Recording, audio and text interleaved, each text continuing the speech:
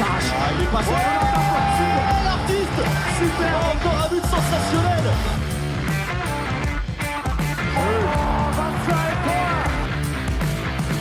That's a brilliant bit of follow-up play by Maher. Oh my goodness me, what a shot. Sagosen setter det hen! Han setter den!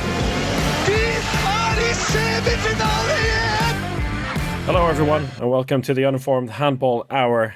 Chris here and Alex, straight from another dramatic day at the Men's EHF EURO 2026. And it's on evenings like this that I'm sure glad we don't do a podcast each and every day, because in the time since our last one, anything that could have possibly been said has been proved completely fruitless.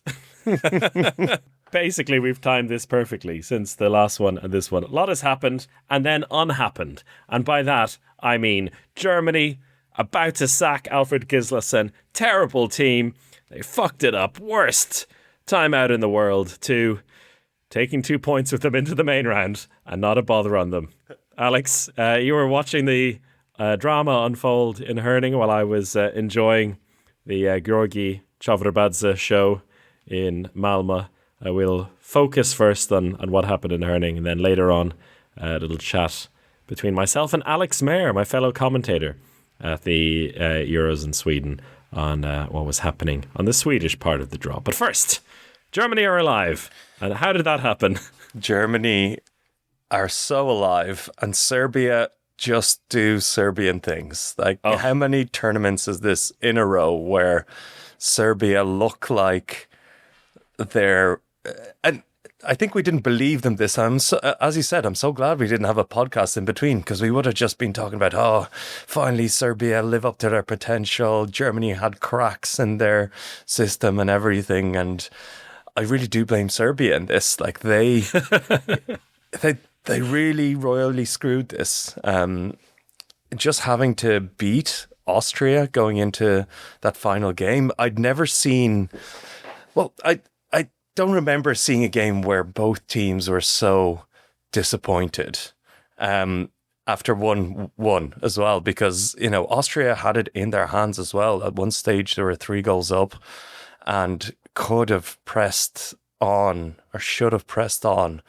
And Milosavljevic was really, really good for Serbia at the end there to give them a lifeline to potentially progress, but they were just distraught because they should have won the game. And Germany went into the game against Spain just knowing that they had to win, and they did it. They played very well, and I think the key overall is that Yuri Knorr played a lot of the game. It was crazy, absolutely crazy. I actually rewatched the second half of Germany's game against Serbia, and Yuri Knorr was on the bench for the majority of Germany's collapse. And the thing is, he was on the bench like a second coach. It was like Cristiano Ronaldo in the final of the Euros back in the day, where he was standing up right beside Gislason, giving directions. Like Özcan would come off and he'd be telling him what to do. He'd be like hyping up. So like that does. I think I'll have to give props to Jurek Knorr there, because as a young player, he had this immaturity to him, I think, where he thought he was the superstar, or was built up to be the superstar. And in this case, he stayed on the bench, he kept a positive mood, and came into this game against Spain playing well. And like, what the issue is with Germany is it looks like their backcourt has never played together. It literally at times looks like a bunch of guys have gotten onto the court, and it's like an all-star team where they're good players. They're each one of them can do something fantastic, between Özcan, Knorr, Kuster, Gergic, and Schlurov. You have these guys, and it's like, oh wow, there's so much potential here. And then they just, like, so many missed passes from just not having that connection.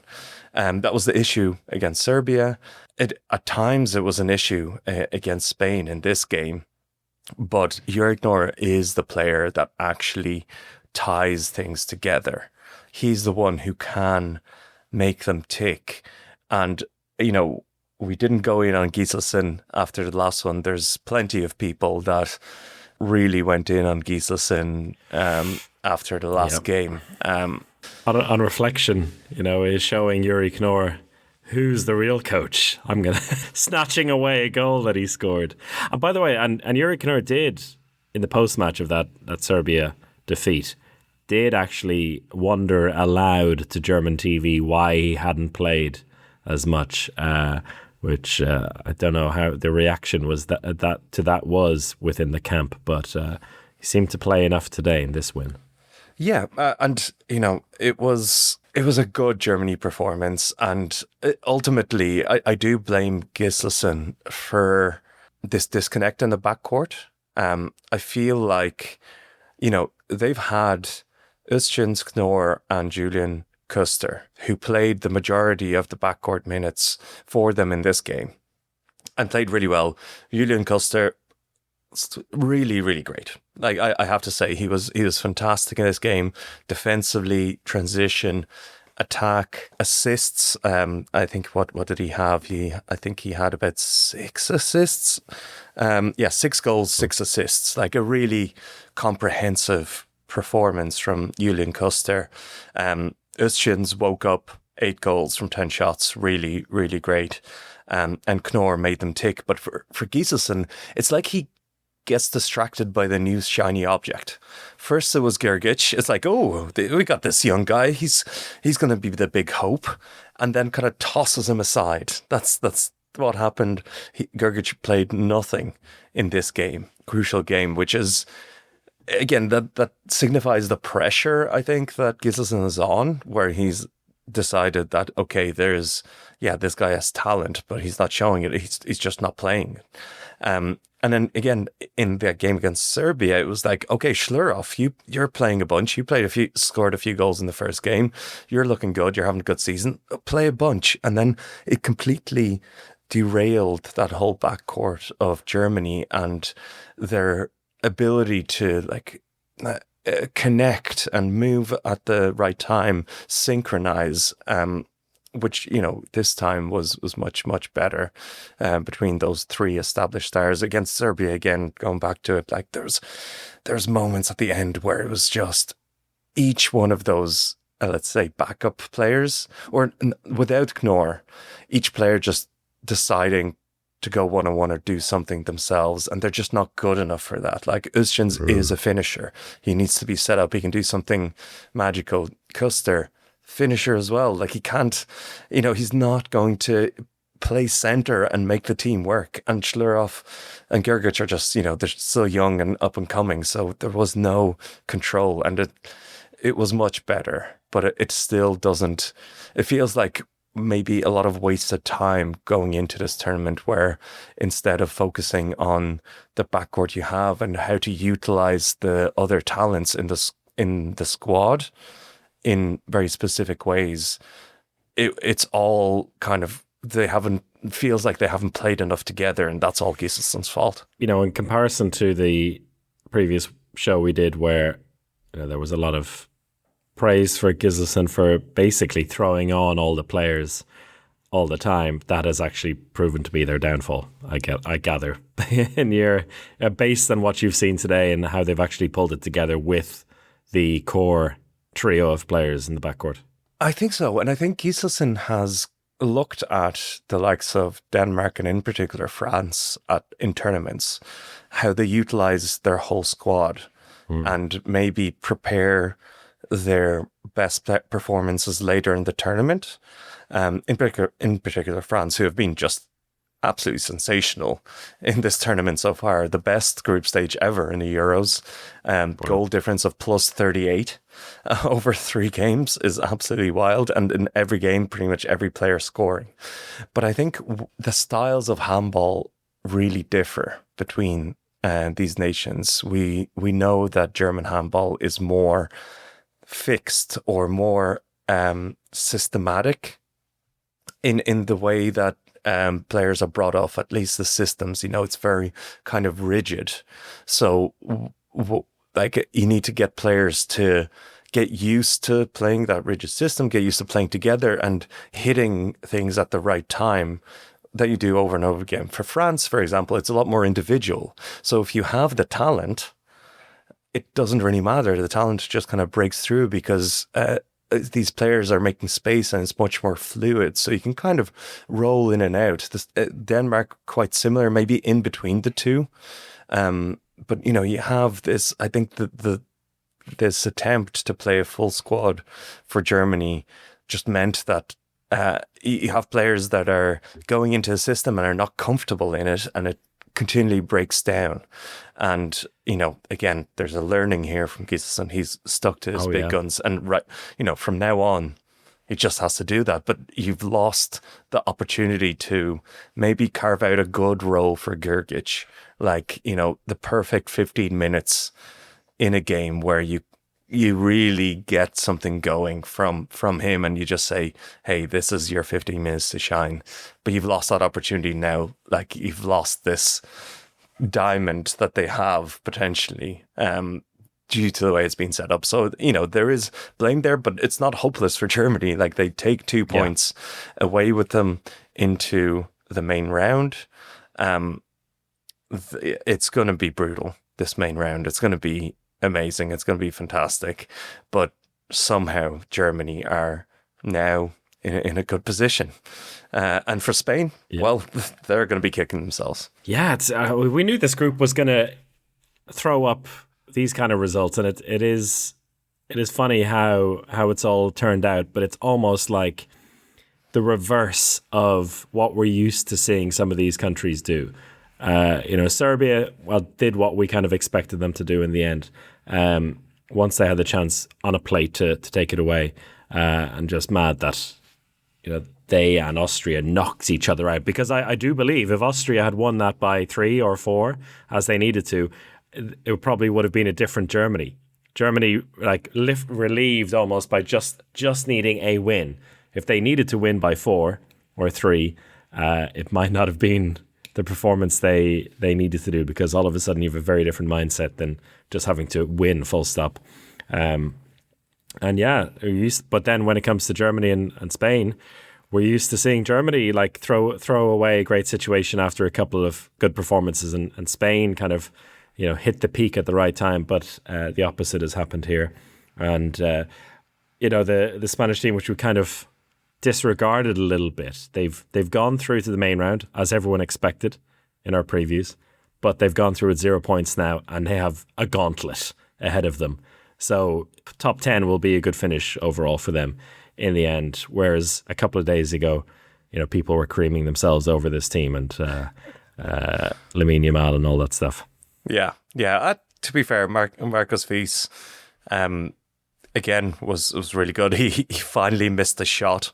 He was perfect in his first 2 games and went through. And Andy Wolf just absolutely ate him up. It was a real welcome to the big leagues type of moment. Boys, the NBA players always talk about their welcome to the NBA moment, where they get shut down by some sort of random player or whatever. This is welcome to the big leagues for Marcos Wies. But he recovered and he played well. Jan Guri for Spain had his best ever game in a Spanish jersey, 7 goals, and actually a nice connection with Marcus Wies. So there's the future is starting to become clearer for Spain, which is nice. The next generation is coming through step by step. They have been dominant at youth level for years. So we've been kind of waiting for the Spanish team to be reborn, and they're really looking for their home Euro. Is it the Euro? Yeah, the next one. That's that is what I guess is the redeeming part of this, the home Euro with Portugal in 2 years. That's the one where I think they will go in there looking very good. But the big story from Spain, and I need you to track someone down who knows what the hell is going on with Alex Dushabayev. This is becoming really strange now, because Alex Dushabayev, a world superstar, like the clutch hero himself for both Spain, for Kielce many times. And body took a lot of, he really went through a lot for many years. And I think a couple of brutal losses as well for Kielce. But he's still like 33.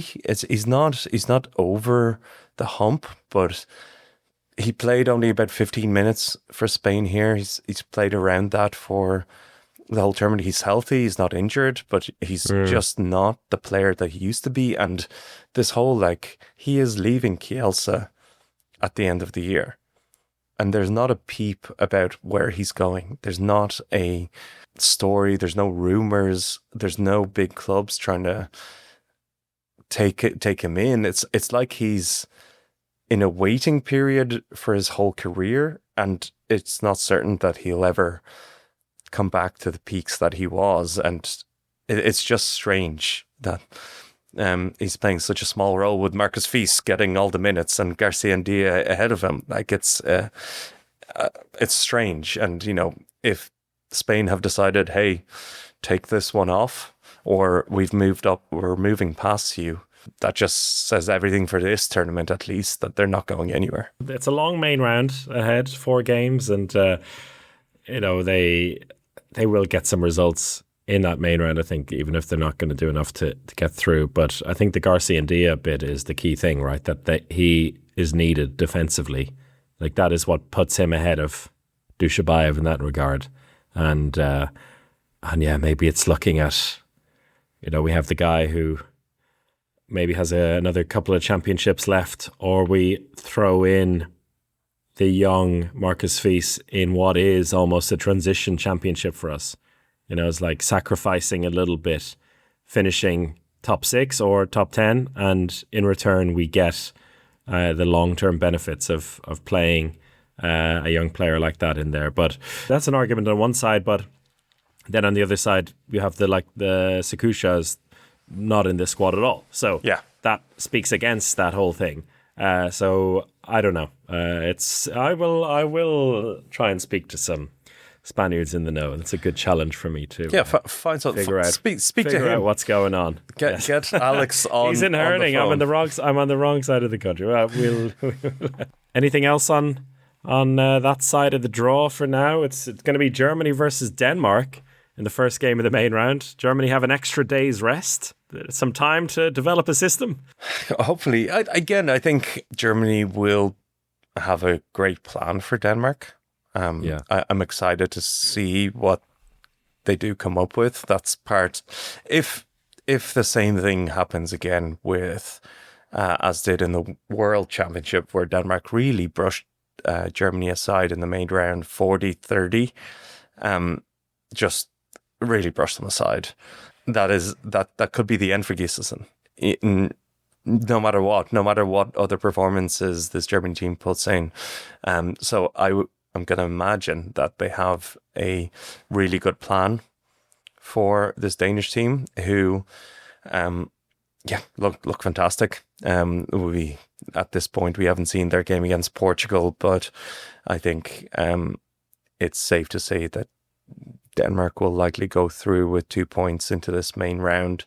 They've looked very good. I think North Macedonia, I'm glad they got that point against Portugal, because against Denmark they were very good, and Denmark have won both their games by 14 goals each or whatever it is, but that first one against Macedonia they really had to work for it, which is good for this team. They had to find solutions, and against Romania they utilised a lot of Mads Hoxer at right back and Gitzel at centre back, which is again a weapon that they found kind of going into this tournament, and it's going to be hard to stop. For Denmark, Lucas Jørgensen, unfortunately, has now been diagnosed with a ACL rupture, which is really heartbreaking for Lucas Jørgensen, who's he's a very top player, moving to Veszprem, so he's played his last game for Flensburg, which is also tough.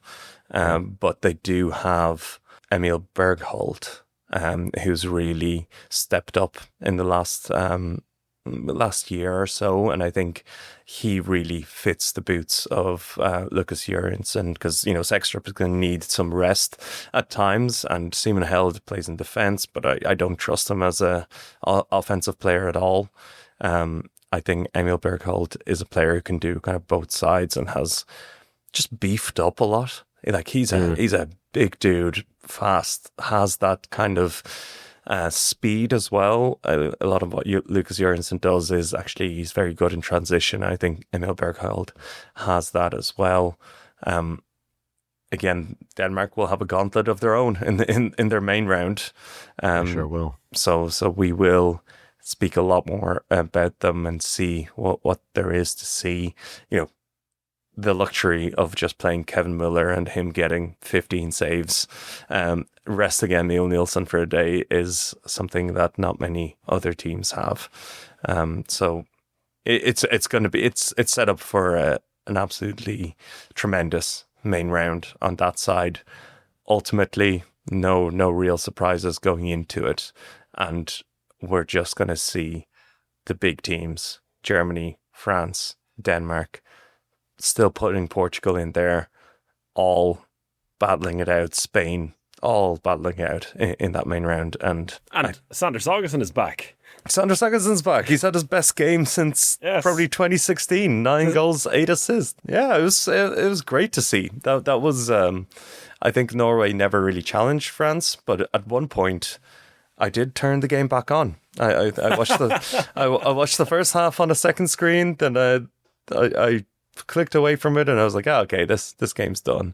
But I had to turn the game back on when I was 33-30, at which point Norway kind of just did Norway things, but never. They're in there, so no absolute disaster. We'll leave it there on the Group 1 side of things. As promised, now we'll have a little chat with Alex Mair, who was over in Malmö with me today, enjoying the games. She's been commentating over in Kristianstad and enjoying Iceland's run, so we spoke about them, whether she believes, after seeing them up close, that they're the real deal, and also how Sweden and Croatia have navigated this tournament so far. And after that, it's time to talk Faroe Islands and Swiss heartbreak. We may actually see some tears, or hear some tears from Alex.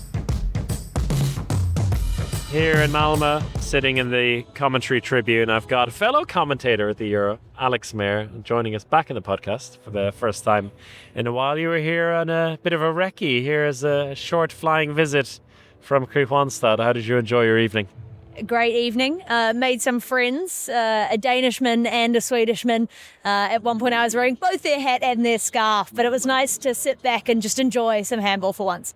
There you go, and we'll start with what you've seen here this evening. Croatia and Sweden both getting their second wins of the championship and booking their spot in the main round. Maybe we'll start a bit with the Croatians beating Netherlands in a game which I think the final scoreline, like a comfortable win for Croatia, but it doesn't really reflect the whole game, does it?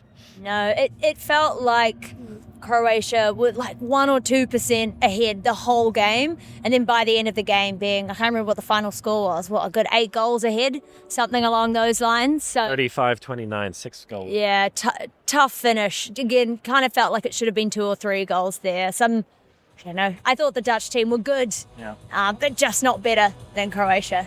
I think a kind of a recurring theme here with both of the losing sides is the squad depth. And for the Dutch, on the opening game, losing to Sweden after losing Luke Steins to a red card in the first half. In this game, losing Danny Byans to an injury in the first half. And then after that, it just missing a little bit of clinical play. And they were fighting. They looked like they could have had a chance of getting back in.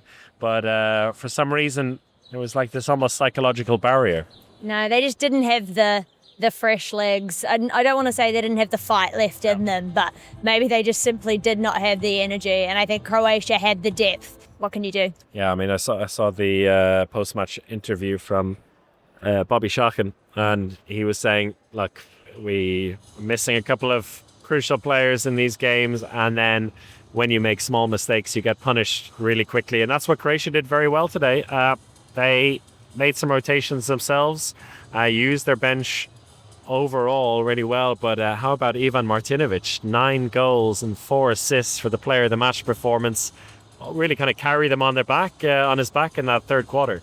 Yeah, 100%. He was unbelievable. Very well-deserved player of the match. It's nice when the people at home see the same thing that you do. Yeah. We're saying that you're a little bit starstruck by some players in the second match, in particular the Swedes, catching your eye. Well, I'm just a huge fan of a lot of those players. I think Jim Godfredson personally is criminally underrated. I just tell obsessed. Why? Well, so okay, it's an interesting topic because we have, I think, generally gone down on him a little bit, maybe feeling like the sport is passing him by somewhat. But what do you like him so much about him? Look, I'm not claiming that he's at his best or that he's necessarily that the best is yet to come.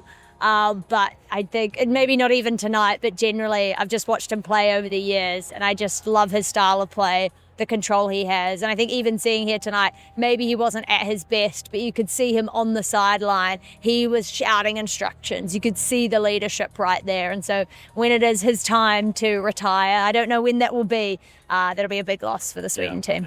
Speaking of which, the Swedes using their absolute full squad in the game. 13 of their 14 core players scored, which is quite incredible. Only Daniel Pettersson, who hit the crossbar twice, didn't score. But they were given a proper battle by this Georgian team, I thought the first couple of minutes, I went, oh gosh, I don't know if the Georgian defence have got it in them. Both teams were attacking well, but the Georgian defence did get back into it.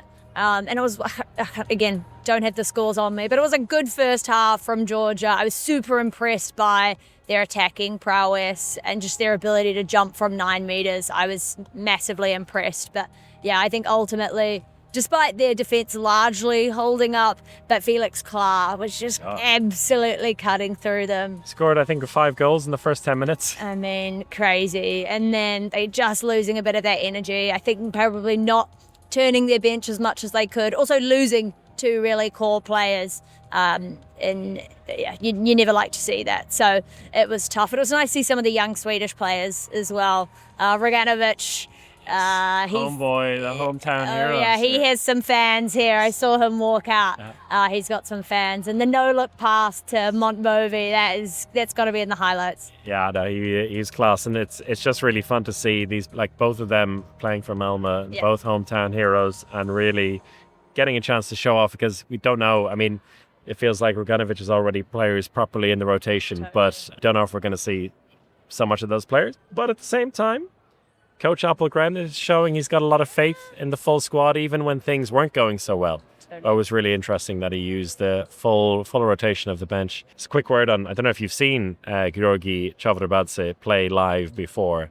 That was quite astonishing. 11 goals for him, player of the match. I've never seen him play before. Full transparency. I'm not a Georgian handball expert. But I mean, it was just unbelievable. It's super impressive. And I think, I came in with almost no prior knowledge of Georgia and was massively impressed. Yeah, seeing these guys fly through the air. Yeah. Big performance as well, which I'm really happy to see him actually. He always coming up with the goals, but against Croatia he was, I think, 7 from 13. Wow. He can be expensive, but today he was fantastic. 11 goals. Yeah. Again, don't see that very often, and certainly not against a Swedish defence. So big props. So what do you think now, based on what you've seen from these two teams? They're going to play in the group final in 2 days' time. Where do you see the points going into the main round? I mean, it's got to be, I think it'll be a great game. I think it's got to be Sweden. I think everyone's got to run around tonight. I think Coach Appelgren's got a pretty good read on who he wants to start and who he wants to continue. So if I was a betting woman, which I'm not, I would put my money on Sweden, but I think Croatia will absolutely give them a run for their money. Now, they will be joined in the main round by teams from your group. Yep. Over in Kristianstad, and the teams over in Oslo. It's clear that it's going to be Slovenia and either Faroe Islands or Switzerland. But let's talk a bit about your group. Yes. Iceland were a team that everyone is really hyped up about. People have been tipping them. People like me have been tipping them for years. They always disappoint. Are they the real deal this year? I don't know. I think they're looking pretty good. Yeah. They're my dad all the way back in New Zealand. They're his favourite team. Oh, yeah? So he's backing them all the way. I would expect them. I would be really disappointed to not see them in the finals weekend. I think they'll make it to semi-finals. Yeah. I don't know how much further they'll go than that, but I do think they've got it in them for sure. They've got the depth. They've got the creativity. And they've got the fans. The fans are crazy in Kristianstad. Like, it feels like a home game for Iceland every time they're playing, even though we're in Sweden. 2 wins out of 2 for them as we're talking. They had a tough first half against Poland. I didn't get to see that one in its full because so much was happening at the same time. But what can you break down about like what got them in that situation? What kind of got them out of that situation for what was a comfortable win in the end? Look, I think Poland came in finally with a bit of fire in their belly, especially in defence. They were getting a lot of energy. In fact, it kind of felt like they were feeding off the Icelandic fans as well. So at least the first kind of 15 minutes were looking quite good. I thought we really had a game on our hands. But Iceland, honestly, they just kept cruising through. Poland lost their cool pretty quickly. Look at again, okay for like second 15 minutes. But then as soon as the second half came in, Iceland just relaxed a little bit. Gisli Kristjansson was looking a little bit stressed. He was, you never see him stressed on court, and he was getting frustrated. Yeah. But yeah, second half was I don't want to say a write-off for Poland, but I think, the Polish fans, I've got a couple of friends, they're going, where is the fight? They want to see more fight from Poland. So I do think the match tomorrow, Poland and Italy, both teams, hopefully with a lot of fire. Italy certainly with heaps of passion. I'm really looking forward to it. Yeah, Italy falling short against Hungary, the Hungary side, who everyone always kind of let fall under the radar a little bit, and then they go really deep, and they've been a real thorn in the side of Iceland in recent years. Do you think they can do that again? How do you think, has the Hungary team impressed you at all, or do you feel like they've just kind of got the job done? I wouldn't say I've been massively inspired by Hungary. I think they've got some options, but not as many. Like the ones that they do have are working really well. Rosta in on the line. Coach Rodriguez is just saying, get it to Miklos Rosta, and it's working. But other than that, I don't know, I'm just not seeing as much as I would like from them. They did beat Iceland in the last Euros, though, in this prelim stage. So I think Iceland will be coming in a little bit, I don't want to say intimidated. They'll be coming in with a bit of pressure, but I would likely pick Iceland. Yeah. So yes, the hype is real. The hype is real. Good. I back the hype, for sure. Alex Mair, thank you very much. Thank you. Well, thank you to Alex Mair. Lovely to get a bit of pushback as well, saying that she still believes in Jim Gottfriedson and that we're being too harsh and underrating him. We were talking about teams like Denmark being able to save their squad before we chatted to Alex, and Sweden are a team that are able to do that as well. 13 different goal scorers in their win over Georgia. Yes, Sweden looking good, but I have to say, Roganovic went under the radar for me. He was the big shining star out of Sweden that everyone was hyping up, but I wasn't sure he'd have the time or space to show it. But he's been phenomenal. 19-year-old again. We're talking about a couple of new stars coming through, which is great for handball, but he's been something in this championship. Like a duck to water. It's incredible. He's from Lund. He's from up the road. He plays for Malmö. He's he got 10 times the crowd he's used to getting, but he is absolutely loving it, showing a proper joie de vivre coming in a tournament like this, and it's so fun to see. The man he's not cocky by any means, but he's just going about his business. He's really fitting into this team well, and it shows. It's like a proper counterpoint to the whole thing about Gislason and the squad, the team structure and players filling in, because Sweden have that down really, really well. People are just coming in, they know their roles, they know how to do what they need to do to make goals happen, and that is my big takeaway from this Swedish team so far. They are scoring with absolute ease. It may not last forever, but they will happily outscore anyone, and Felix Klar is looking class. Yeah, this is Felix Klar's team. He's been great. Yeah. But yeah, very exciting talent for Sweden as well. And yeah, they are looking good, staying there on the radar of everyone. Yeah. Not under the radar, but not overwhelmingly kind of over the radar. They're just the radar is pinging. They'll show up in the final weekend and they'll be like, all right, let's see what they're made of. Exactly. They're going to watch the other groups absolutely take lumps out of each other for the main round and come in there looking good. Very different sides of the group. Also, even with Croatia in there, it's going to be a group of like beautiful free flowing handball and like people not beating the lumps out of each other necessarily, but like everyone running a lot. Well conditioned men coming over to hurling. Whoever gets through, whether it be Iceland, Sweden, Croatia, Faroe Islands, perhaps. But probably not Switzerland. Alex, 9 goals up at one point against Slovenia, looking like horses galloping through the field on a spring morning. Not a bother on them. Uroš Zorman losing his shit, getting a red card early in the second half. Slovenia on the verge of absolute disaster. What happened? I think it just shows their youth and immaturity, but it's tough. As you know, I'm the same as Andy Schmidt in his post-match interviews. He has no idea what happened. That was what he says. No idea. That's handball. Everything happened so fast. Were the words of Andy Schmidt. As the Switzerland's kind of big hope and chances slipped away from them in those as they conceded 20 goals in the last 20 minutes. And just it was brutal. I think it's a young team. That's still true. I think Slovenia threw them into chaos, and Slovenia thrive in chaos. Slovenia have conceded 75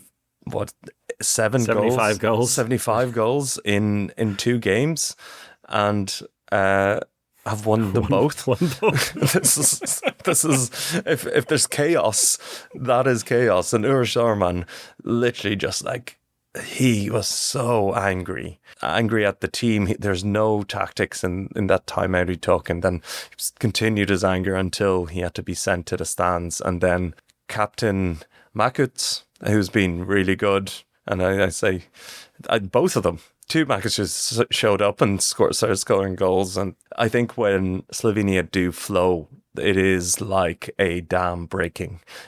How do you stop that? And Andy Schmidt and this Switzerland team didn't know how to do it. This is something that they'll remember for life. I think both the game against the Faroe Islands, that one at least they fought back into it, so they probably went away looking, feeling relatively good. This one, they have no excuses, and they are out, I think. No, they could still turn it around if Faroe Islands lose to Slovenia and Switzerland beat Montenegro. Then it goes down to overall goal difference. So Faroe Islands currently have a 16-goal lead in that regard. So it would need quite a swing. Not saying it's impossible, but the fact that Faroe Islands are playing second suggests that they won't let that happen. And that's why the Faroe Islands in their win over Montenegro were not overly rotating. Whenever you draw a game, and it's going to be the same over in the Portugal-North Macedonia group, the goals are very important overall. Yeah, and Faroe Islands, they were incredible, weren't they? Like, it was wonderful, and they really, as you said, they knew they needed to win. They knew they needed to win by a lot, and that's the mentality that this team has. It's no longer really a minnow, and that's why I was hesitant to put them into the surprises of the tournament or anything like that. Well, they never won a game before. Exactly. It's a weird paradox, because it's a team that has never won a game, and it's a nation that's absolutely tiny that shouldn't even be there, but they have the mentality of a team that knows how to win and will win at any costs, to an extent that they show up against Montenegro.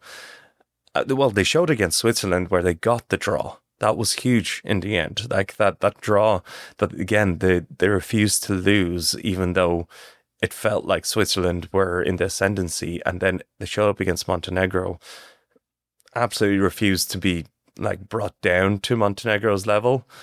Again, that is a statement in itself, and knew that they were much better, and they did it. And that kind of last jump shot from the skipper from 10 meters with a injured shoulder to seal their 37 goals. It was just a statement as well, that this team is not here to make up spaces or be just a nice fairy tale story, that this is a serious team. And just that combination of Ollie Mitton and Elias Elfsson Shipagotu, he's that good.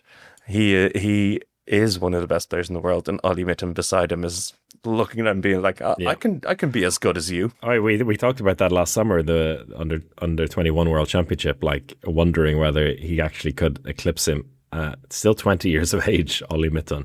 And that brings me to the point where, like, they have their deficiencies that were quite clear like 2 years ago, and qualification for the World Championship, and things where it's like, okay, one of them is clearly the depth, and another one is the strength of the players. The strength they're catching up with. They are getting bigger. They're not going to get taller, but they are getting bigger, and they are getting, like, they have players who can match up against big bruisers, and both Switzerland and Montenegro had some big bruisers that they had to deal with, and they did it really well.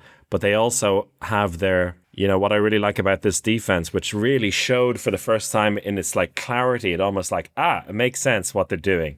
Because sometimes it looks like they move a little bit too much off the ball in defense.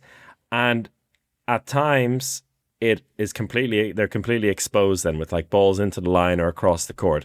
But what they do really well is they want those balls to be played, because they have then guys coming from around the back or dropping back and getting interceptions.